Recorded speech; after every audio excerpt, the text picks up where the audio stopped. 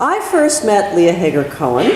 I was thinking it was about a decade ago, but I think we figured it was maybe 8 years ago, not long after she arrived to teach at the College of the Holy Cross in Worcester, where she is now the Barrett Professor of Creative Writing. I had read her nonfiction, and I can't recall now whether by then she had published her remarkable novel, Heart, You Bully, You Punk. I think maybe you had, but I read it and devoured it not long after meeting her. Since then, her prolific output has risen equally in fiction and nonfiction, with 10 published books in all, while she's kept up a full schedule of teaching and writing for publications like the New York Times, where her reviews of fellow writers are a generous, insightful delight to read. Her work has been nominated for such prestigious recognition as the Orange Prize and the Impact Dublin International Literary Award, and fully half her books have been named Notable Books of the Year by the New York Times. In introducing Leah today, I've tried to put my finger on what it is that makes her writing so exceptional.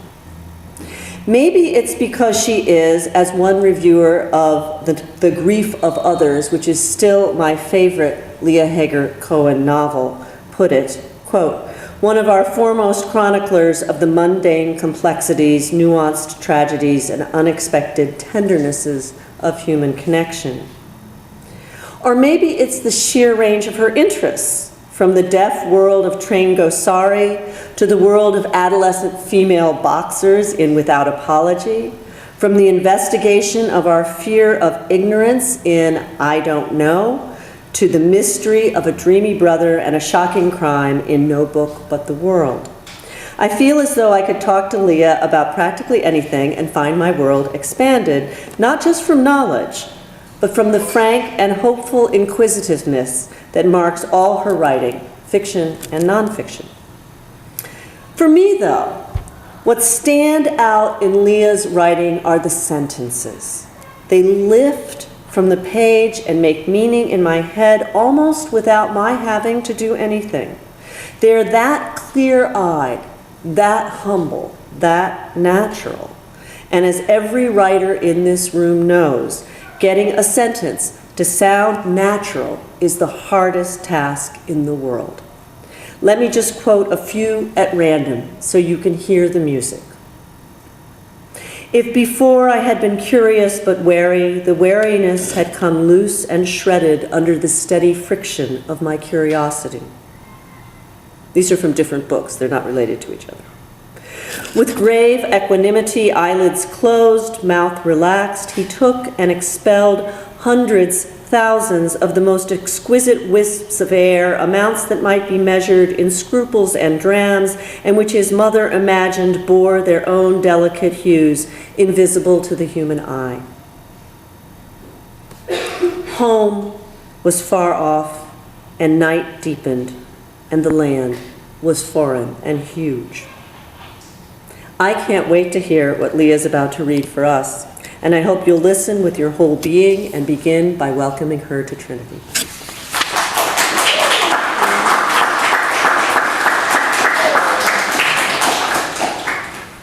Hi. So thanks to Lucy and thanks to all of you for welcoming me. I'm really happy to be here. And I have been, it's funny, you know, the more I'm feeling at ease in myself as a person and as a writer, the more I've noticed that I am engaging with my own ignorance, with being able to play in the realms of work and life that I don't understand, that perplex me, that make me curious, but where I feel like, you know, I am a stranger here myself, right? I think when I was in your shoes, when I was a young apprentice writer, as Steve Almond says, and when I was in college, and when I was mostly feeling myself to be a fake, a fraud, you know, and hoping that people wouldn't figure out that I didn't know what I was doing or had no potential. at that time, I put a lot of energy into trying to seem as if, to act as if I knew, to act confident, to act certain. And I hoped that in acting as if I were certain, that would carry me through and it would somehow make me become more certain and write with greater certainty and therefore write better. And what I understand now, but I couldn't have understood then, I can only understand it by having lived the number of years that have elapsed since I was in your shoes, is that it's only by becoming more comfortable with my uncertainty, with my perplexity, with my not knowing, that I feel myself growing as a person and as a writer. So a few years ago, maybe 5 years ago, I got an email from someone who said she was an editor at WBUR, which is one of Boston's NPR stations. And she said, we're starting this new ideas and opinion page that will be online, and sometimes we'll have people read their work on air. So, because I was like, it's a radio program, but anyway, I'm technologically challenged enough that I had trouble deciphering the email. And she said, so this was the line, she said, and we're contacting Boston's best and brightest in hopes that you'll consider contributing to this page, which will be called Cognoscenti. Do you guys know what cognoscenti means?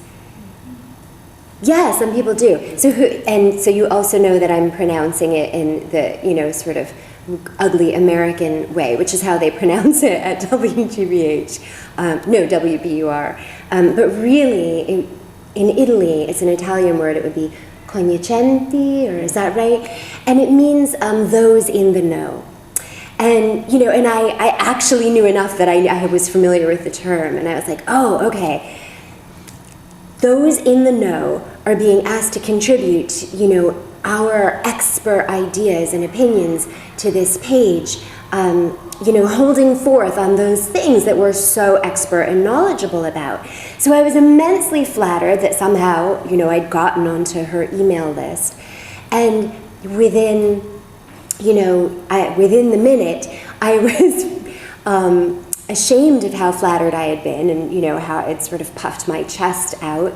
And I thought, but Leah, you're not an expert in anything. The only field something about is writing. And the whole point of writing is you write to find out what you know or to learn stuff you didn't know. So I felt I could really claim no expertise in anything, and therefore she had made a mistake. And I wrote back, thank you so much for thinking of me, but I have nothing I could really contribute to your page or to your site. And so we went through this sort of dance over the next few months. She was lovely, and she would write back and say, no, we really think we would really be interested in anything you have that you could contribute. And I would demur, and then a month would go by, and she'd say, just wondering if you've thought of us, we'd love to see something from you. And several months later, I think I was so, this is embarrassing, but I think I was just so flattered, she was really good at her job, that I finally said, okay, I'll try to come up with something over the weekend. I'll send it to you on Monday. And as soon as I had committed myself to trying to write something for their site, I reminded myself of what I had known all along, which is that I have no expertise in any field that anyone would want to read about. And I thought, well, then I'll just have to write that. And so I wrote this short, 800-word essay about saying I don't know when we don't know things, and why it's often so difficult to say I don't know.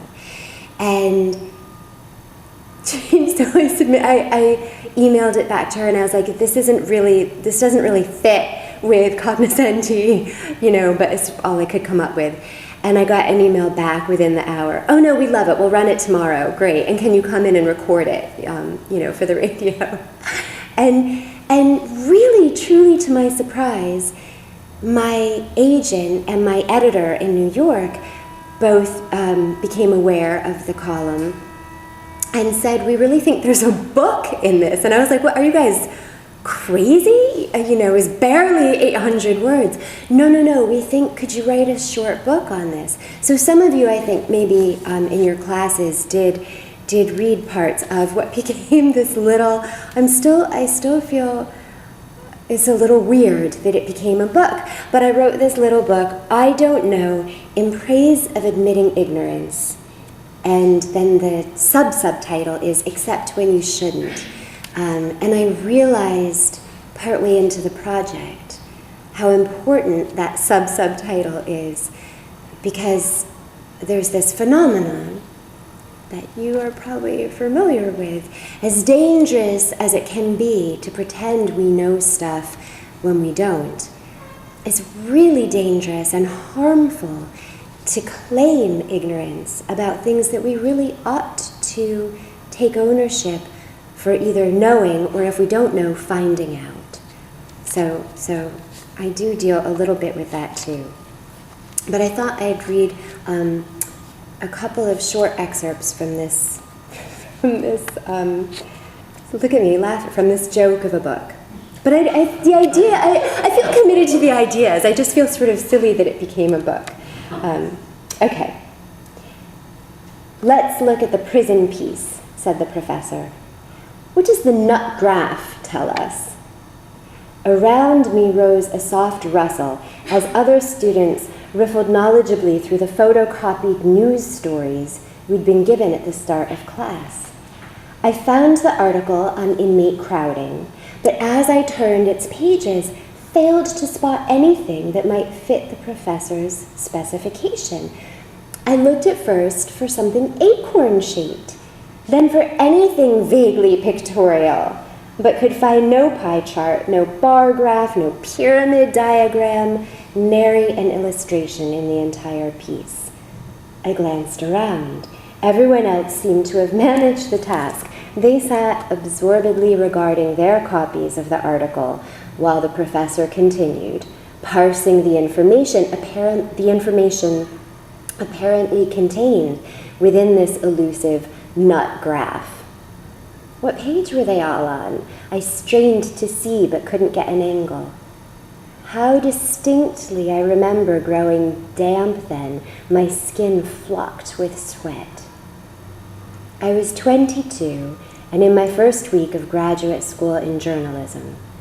I knew by their appearance that most of my classmates were older, just as I knew from the school's brochure, which promised to provide journalists a unique opportunity to hone and deepen their skills at any point in their careers, that many of them already had experience working in the field, whereas I had never so much as written for my college newspaper.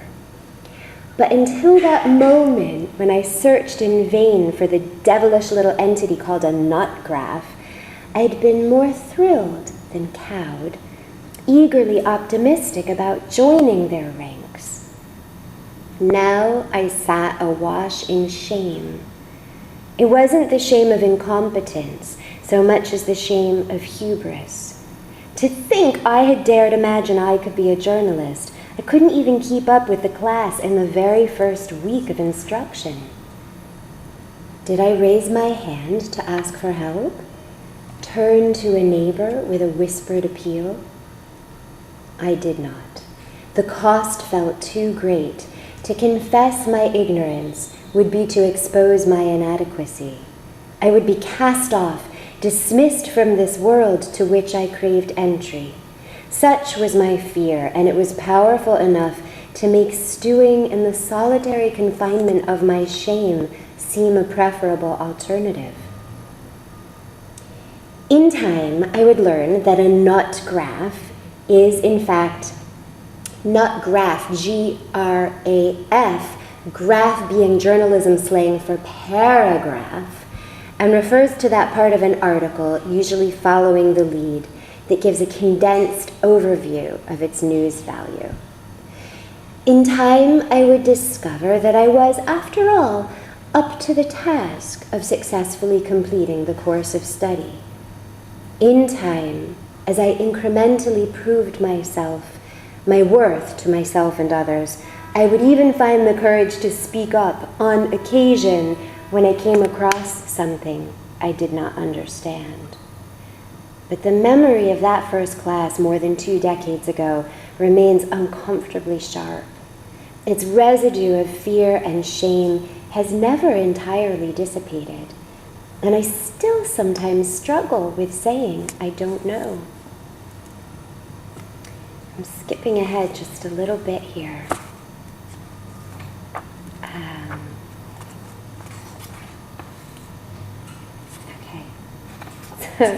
Okay. My friend Gary tells this joke. I feel like this is a good joke to tell here because we're at Trinity, not so far from Cambridge, Mass. I hope you like it. I'm really bad at telling jokes. I often have a lengthy preamble before I tell a joke in which I tell people how funny the joke that I'm about to tell is, and I crack myself up, and then inevitably the joke itself is like, okay, that was good. A high school senior from the Bronx, I tell it about the Bronx because my dad's from the Bronx, is visiting Harvard. Lost, he intercepts a young man striding across the yard. "Excuse me," he says, "could you please tell me where the library's at?" The young man peers down his nose. "Here at Harvard," he edifies, "we never end our sentences with a preposition." The kid scrunches his brow, thinks earnestly a moment.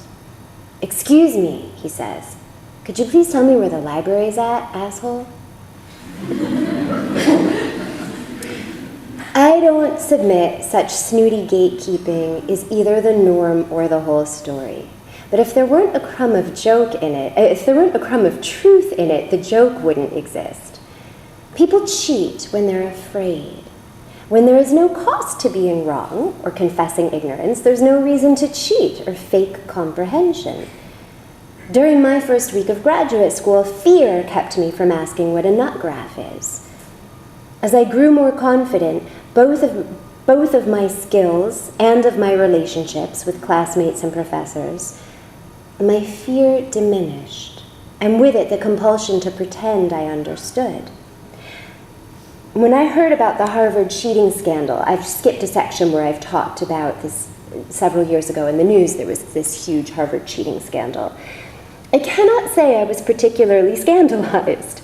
It didn't shock me to imagine students being afraid of getting it wrong, coming up short, revealing their weaknesses. So much of education is premised on the value of displaying knowledge. If a student displays well, she is rewarded, initially with grades, and later with opportunities, promotion to the next level, acceptance to prestigious programs, and the promise of financial success, social success, happiness. If a student displays inadequately, if she baldly confesses, "I don't know," she may find her access to these opportunities restricted. No wonder students are often fearful of acknowledging what they haven't yet mastered, or simply don't get. Colleges realize that breaches of academic integrity present an important problem on campuses today. You guys you all just recently had the beginning of school. I don't know if it's true here at Trinity in every class in the syllabus or on the first day. Is that covered, the academic honesty policy? And I feel like we didn't have that when it wasn't a thing the way it is today.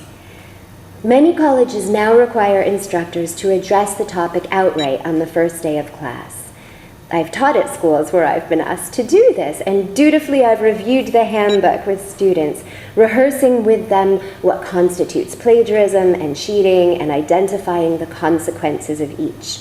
And during this, the students' eyes seem to flicker with resentment and anxiety, the former triggered by finding themselves subjected to disciplinary before they so much as uncap their pens. The latter triggered by being asked to envision how easily, unless they maintain constant vigilance, they risk morphing into perpetrators of these crimes. Talk about starting the semester on a high note. I didn't like it any more than the students. And I couldn't help feeling that we were tiptoeing around the underlying issue. If cheating and plagiarism are caused by fear, wouldn't it make sense to talk about that? So I stopped going over the official policies with students and started telling them instead about my friend Mary. My friend Mary, I say, is the bravest person I know. She taught English for ages, 3 or 4 decades. She's really well read, incredibly smart, but what makes her so uncommonly brave is what she does when she's having a conversation and the other person mentions a book or author in a way that assumes she's familiar with the work. I look around the classroom. You know what I'm talking about, right? And they look back, usually blankly.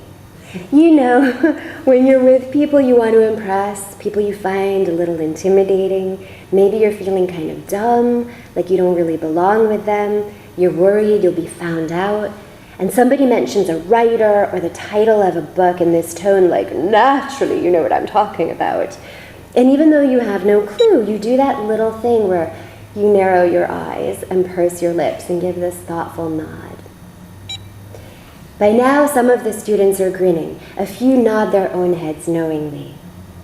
You know what my friend Mary does in that situation? And they're quiet, alert. She says, I don't know that book. She says, I've never heard of that person. Sometimes here, 1 or 2 students will laugh, not so much because they find it funny, I think, as out of pure relief. Every shoulder in the room seems to settle an inch. The first time I ever witnessed Mary do that, I continue, I swore to myself I'd follow her example. I'd be that brave. Guess what? Guess how I've done. They raise their eyebrows, half hopeful, half leery. Not that great, I confess. It's ridiculous. I still do it sometimes. Less often, but yes, from time to time, I still catch myself faking it. And then I ask them why they think this is. And so we talk about fear. Their fear, mine, all of ours. We lay it out on the seminar table, the big, heavy animal body of our collective fear. It's usually sleeping by then, so we're able to talk freely, prod it a little, rearrange its tail, even stroke its fur and comb out some of the mats. We talk about which environments tend to feed it, in which situations we feel most at its mercy. We notice that academia is one of its natural habitats, and we discuss what we can do to make our own environment less hospitable to it. We pledge to start by committing to bravery in the tradition of Mary. We pledge, at least within the enclosure of our classroom, to own our limits without apology, to be forthright about what knowledge we lack. And so, I'm skipping ahead a little. I wonder how many of you guys, probably a large proportion or percentage of people in this room are writers. Yeah? How many would you say? Oh, this is hard because I'm asking you to identify as something that's scary to identify as. All right, don't raise your hands. Just know that I'm curious. But I wanted to read one other section from this book because something I became interested in as I did the very little bit of research involved in this very short book.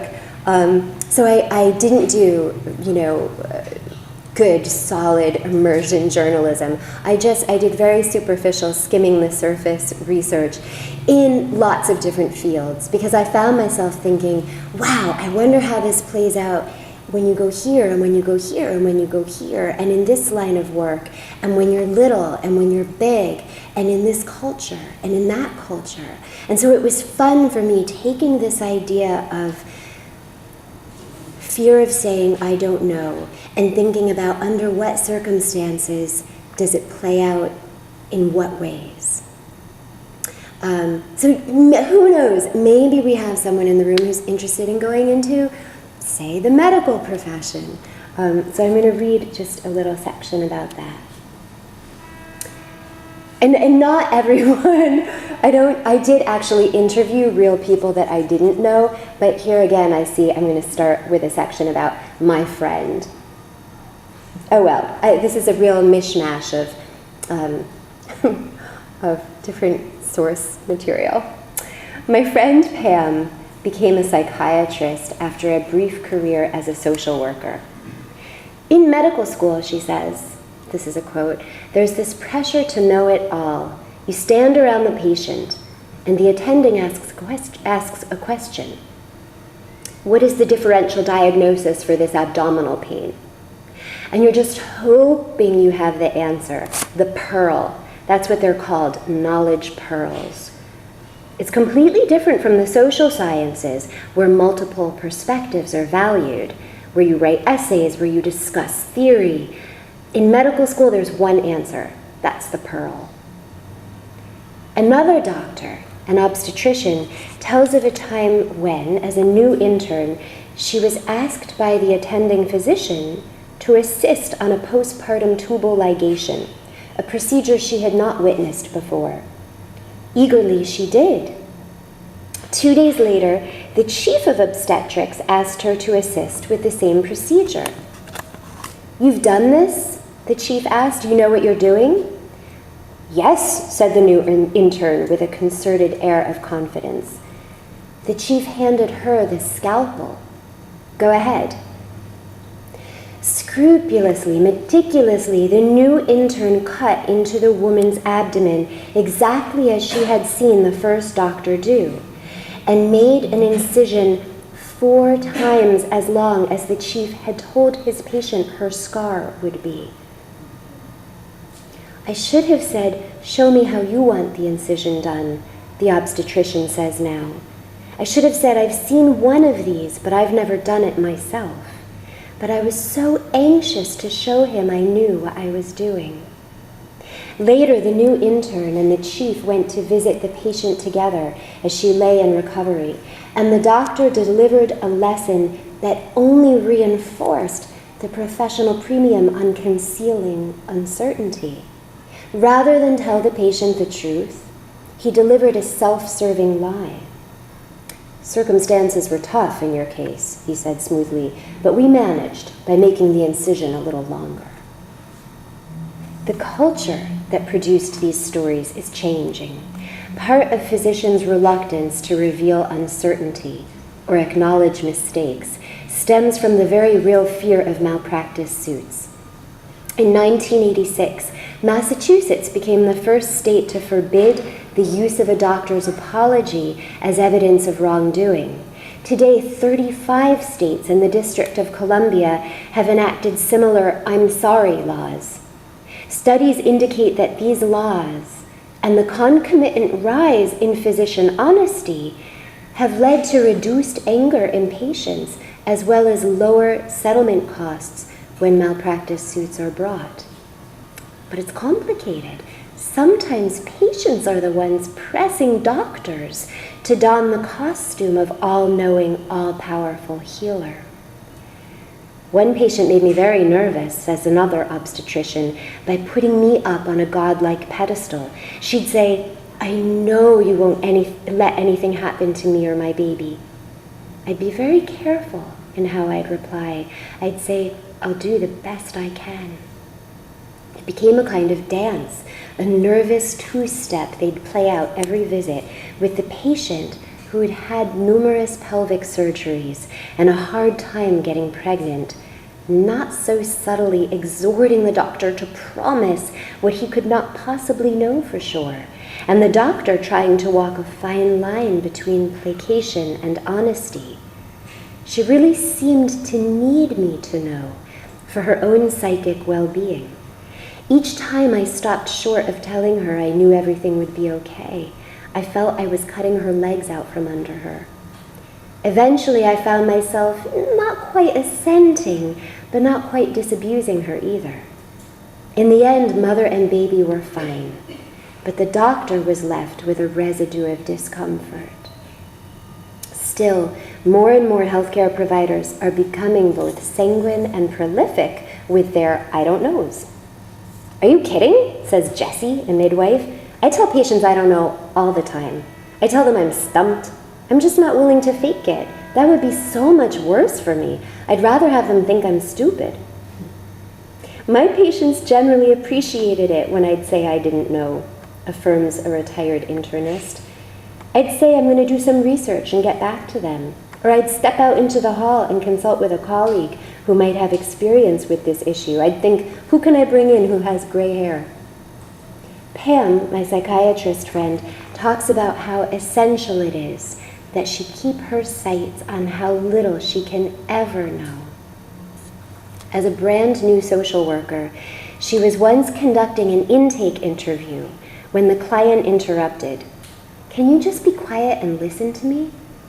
Pam was taken aback, but complied, and soon realized the client had been correct.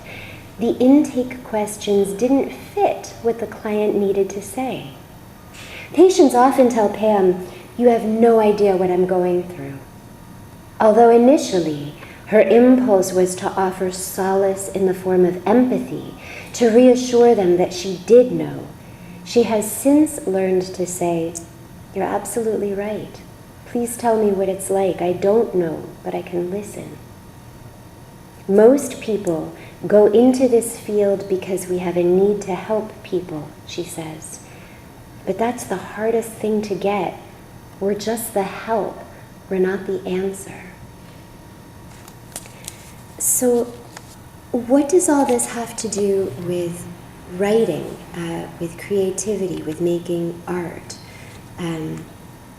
For me, it became increasingly apparent that it has a lot to do with it.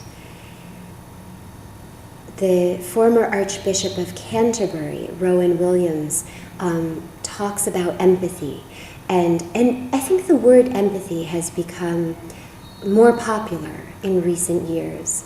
And he warns against some of the pitfalls of rushing to empathize or to say we empathize, to say that we understand.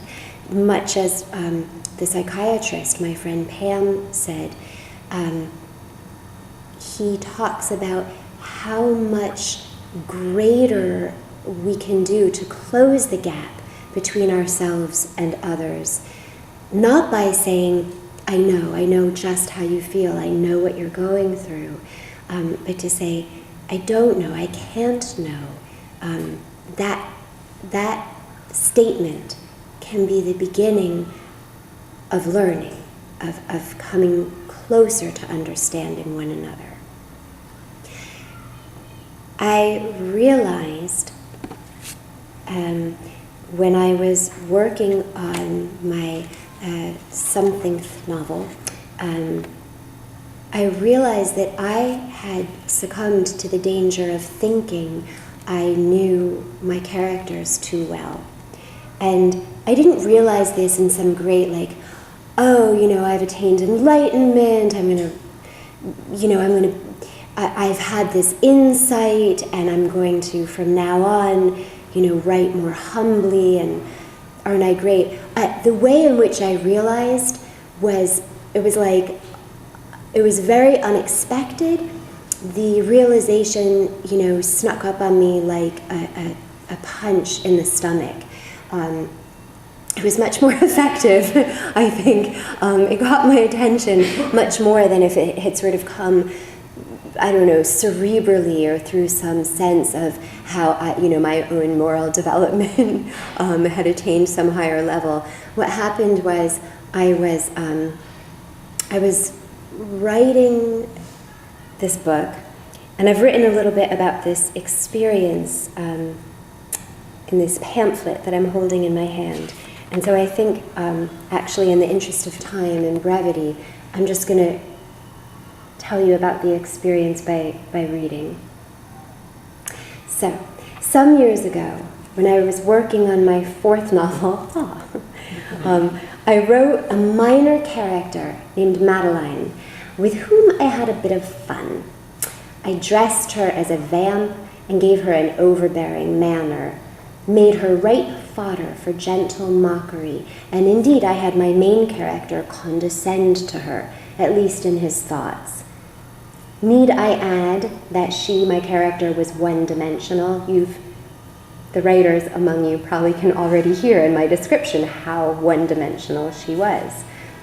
But hers was a marginal role. She appeared only in one scene, and her portrayal seemed an excusable form of comic relief.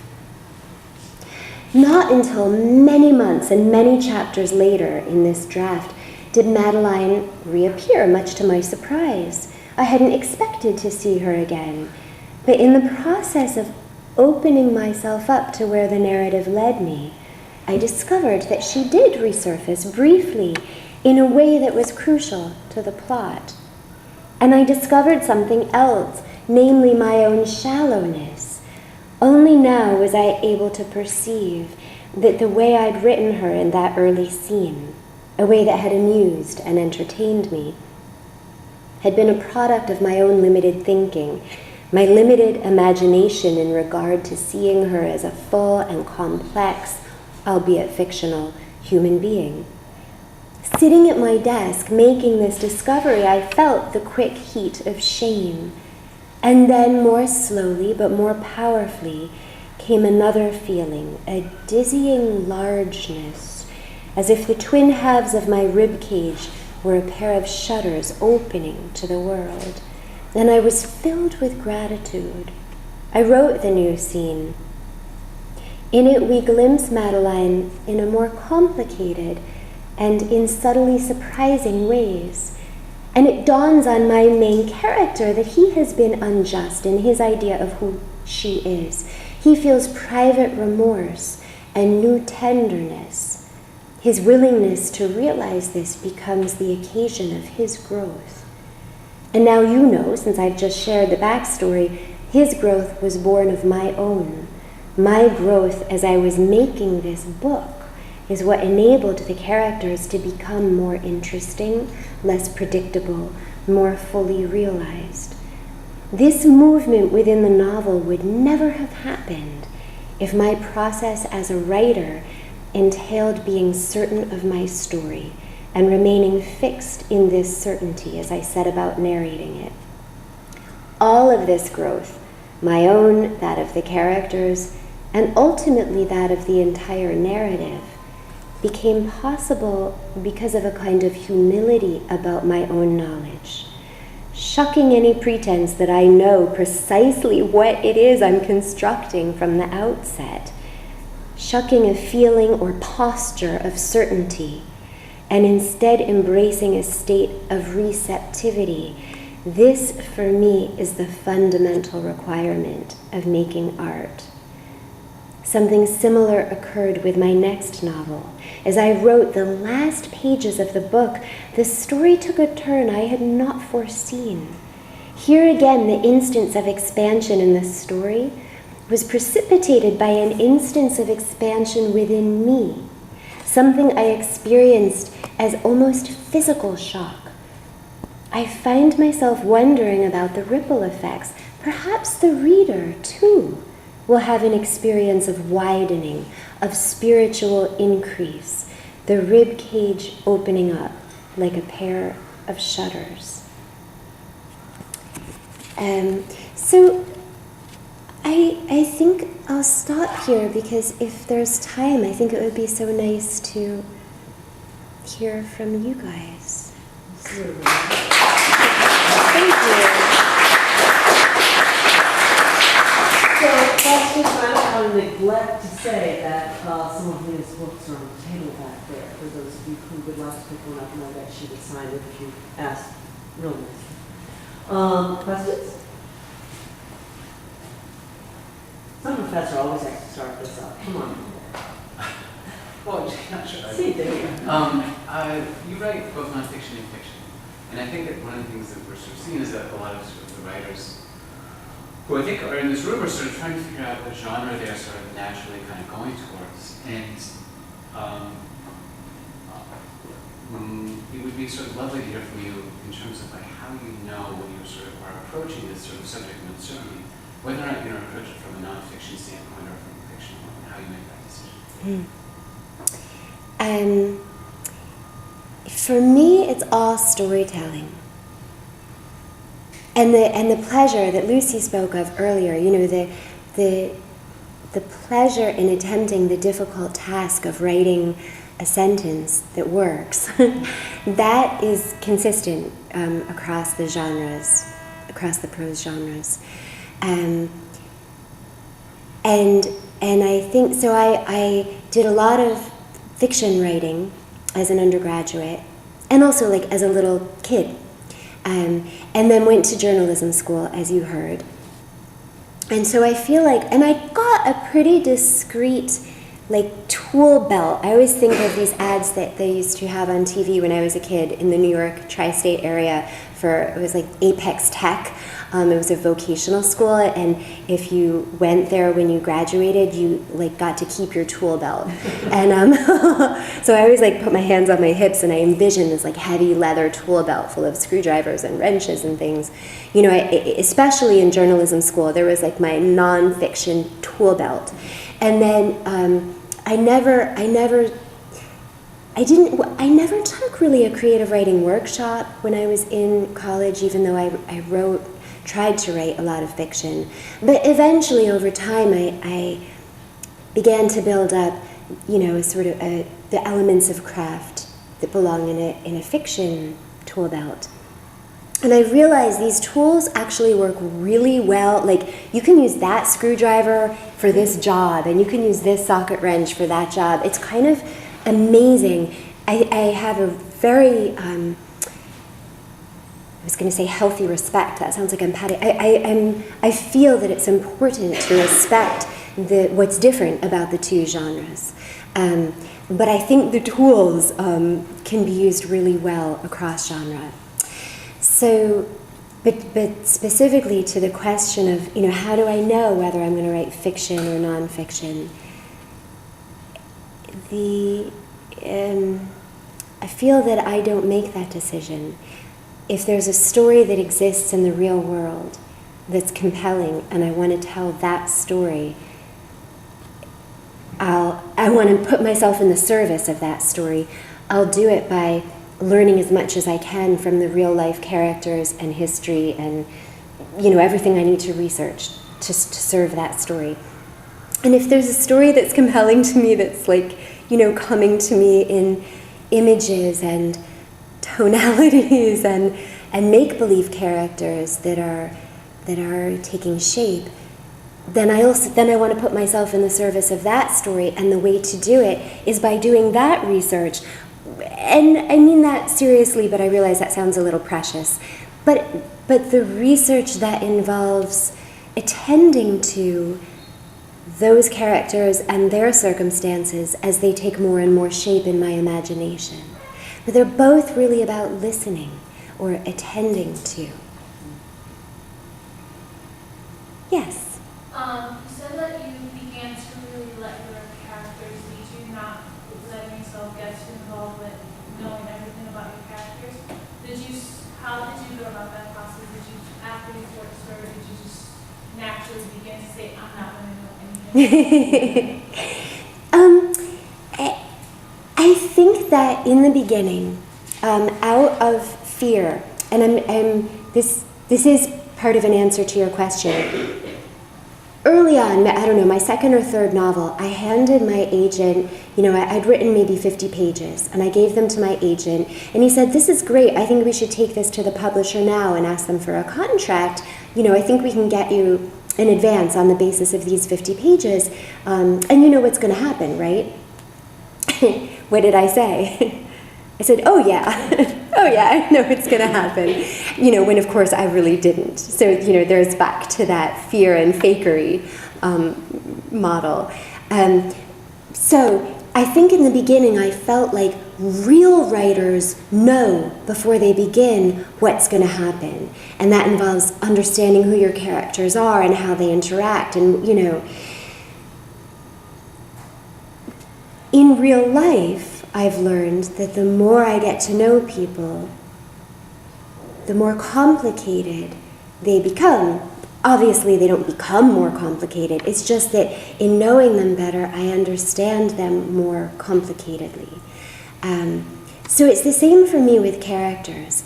And the more I'm able to relax and be patient and attend to them, and yeah, if this is fiction, the attending to them is being fed by my imagination. But that part of my imagination that's flowing freely, that I'm not seeking to orchestrate, like the marionette guy. So by attending to that least governed part of my imagination, I feel that that's how I come to know them better and more complicatedly. So you talked about how when you were in college, you kind of were trying to fake your way through it or make it seem as though you were a writer when you didn't necessarily view yourself as such. So I was just wondering when you started to view yourself as a writer. When, because you asked us, who's a writer, and then you realized how no one would really Yeah. say. So when did you begin to view yourself as a writer, where you would, to the point where you would raise your hand? Yeah. So when I was little, I really truly loved to write ever since I was little, and I had an extraordinary mother. Probably like everyone has an extraordinary mother, right? So was mine. And one way that she was extraordinary was that she took my writing seriously from the time I was very little. She didn't teach me to be self-serious about it, but it was serious to her. And so I had this amazing help, which is that she gave me a place in which to feel serious in my relationship with writing.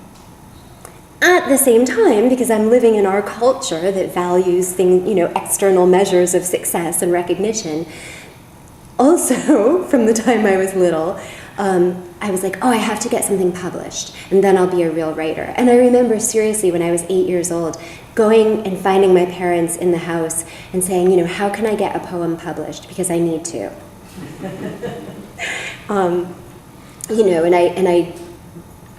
I don't know, I mean, eventually sort of, our school had a do you guys even know the word mimeograph? Like old-fashioned Xerox machines. We had a mimeographed, little poetry journal or something, and I got a poem published in that, so it was this incremental thing. And it's been that way all along, these islands of feeling like I'm a writer because I know I care about this deeply and because I practice writing, so I'm a writer. And islands of, I suck, I'm a pretender, I'll never be a real writer, I've faked it. It's incredible. People have actually published my books not realizing I'm not a real writer. What I'm saying is I still have days where I think I'm not. I don't know that there's ever a threshold of where you become it and you don't look back. But I can tell you that if there is a threshold, I think I've crossed the threshold of being at peace with that. That there are good days and bad days, and okay.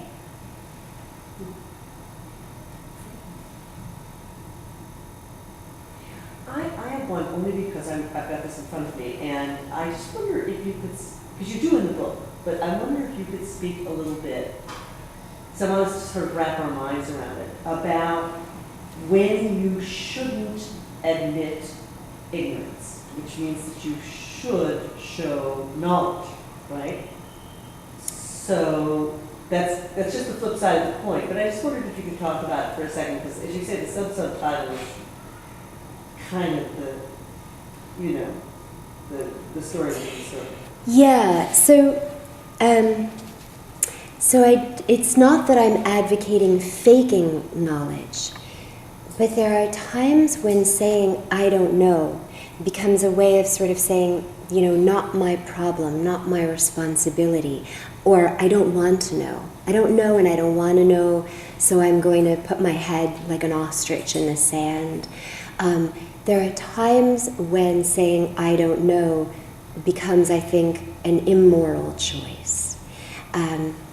If a person truly doesn't know, my daughter, who's great, so just like maybe this is impolitic to say, but I grew up in a very lefty household, raised my kids in what I thought was a very lefty household, and now have these big kids who challenge me and make me feel like, the most conservative, backward, like socially regressive person around issues of social justice. So I'm bringing this up because my daughter, who's always like pushing me to, challenging me to go farther, fairly recently was talking with me about how in this day and age, ignorance is a choice, and that because information is so incredibly accessible, having come from a background where we weren't exposed to certain kinds of experience or knowledge or understanding, it's maybe a privilege of the entitled, of certain entitled groups, but it's a choice and an immoral choice. One of the little anecdotes I share in the book talks about the civility of doubt, and that being able to doubt one's.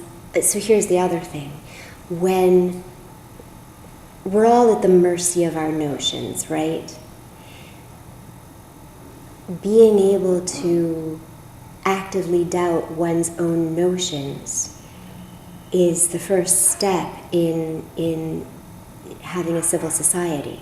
Because when we can doubt our own notions, whatever they are, we can begin to listen to and entertain other perspectives. So to say, I don't know, as a way of clinging to our own notions and convictions,